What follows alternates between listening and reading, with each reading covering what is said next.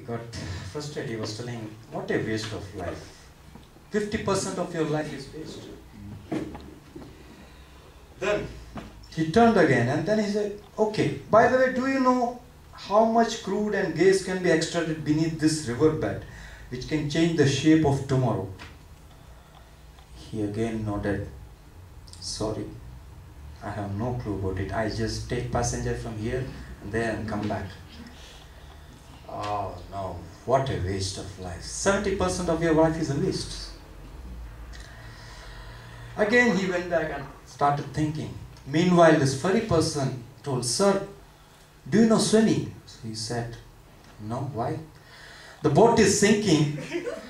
I am jumping out. Your life is 100% waste and gone. Give me a break.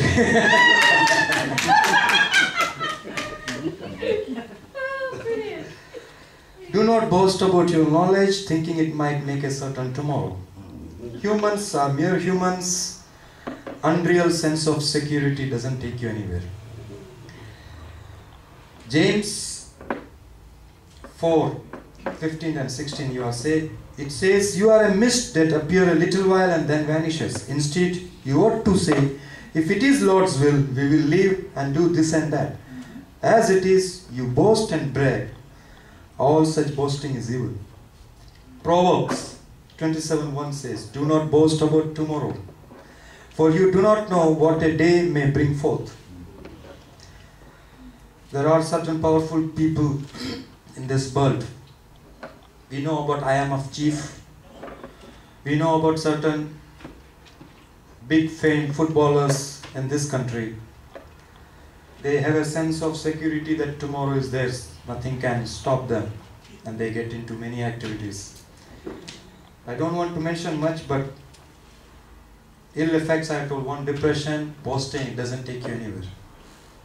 But the main focus for my message today is the positive sides of uncertain tomorrow.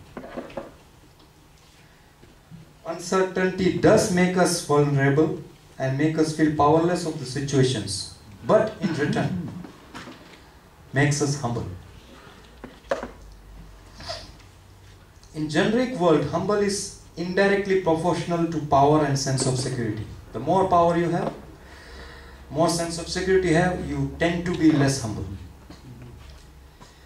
2 Chronicles 7:14, it says, if my people, which are called by my name, shall humble themselves and pray and seek my face and turn from all their wicked ways, then I will hear from heaven and forgive their sins and will heal their land. Amen. James 4:10, it says, humble yourself in the sight of the Lord and he shall lift you up. So one positive way of seeing makes us humble. Second point, it makes us go through his words. I say this, it's a journey from Psalms to Psalms. As I have told earlier as well, I have my sister who is in US currently, and I remember in my school-going childhood days when we used to be there, and everything is going fine, and my sister, my parents will say, oh, you are going to sleep, didn't you read Bible? So she will go, and her favorite chapter in the whole Bible is Psalms 117. 2 verses. Read it out, finish, closed. But when there is an exam nearing, and if there is any results to be announced, then she is even willing to go ahead and read Psalms 119. So that's why I say it's a journey from Psalms 117 to 119. It's like when things are unpredictable, uncertain, people tend to rely more on the word. But today, my sister, she is extremely good believer and better one than me. She speaks in tongues and quite active in the church. So I'm so proud of her. But the point which I wanted to make out is God likes it when we read and meditate more on his words. Amen. And uncertain tomorrow is one of the opportunities he gives us. Psalms 78:1 says, give ear, O my people, to my law. Incline your ears to the words of my mouth. And how does it help? So then faith cometh by hearing, and hearing by the word of God. So I have seen two aspects. One of the aspects makes us humble, makes us go through His word. The third part, it helps us acknowledge God's cycle of life. God created time, created heavens, earth, stars, sun and moon. And hence, He has created the days and nights. And uncertainty is an inbuilt element about tomorrow. James 4:13 says, why? You do not even know what will happen tomorrow.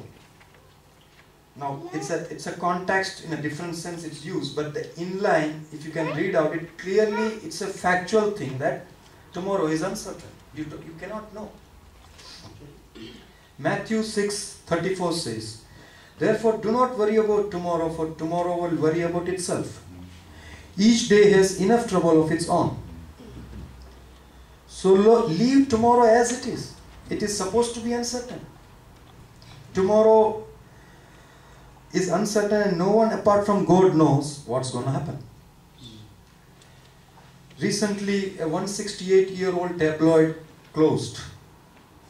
And none ever imagined few days or few months back. One of the mighty economies washed away in a tsunami. All the certain planning to combat the uncertain tomorrow didn't work.